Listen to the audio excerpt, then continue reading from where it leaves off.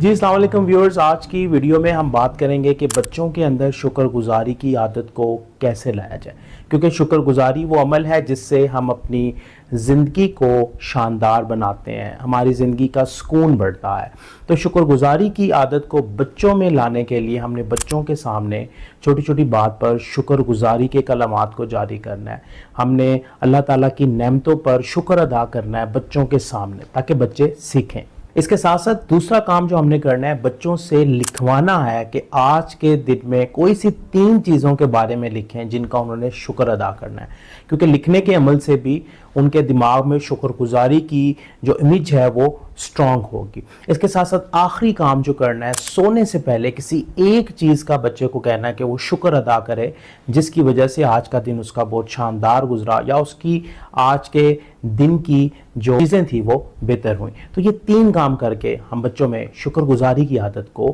لا سکتے ہیں۔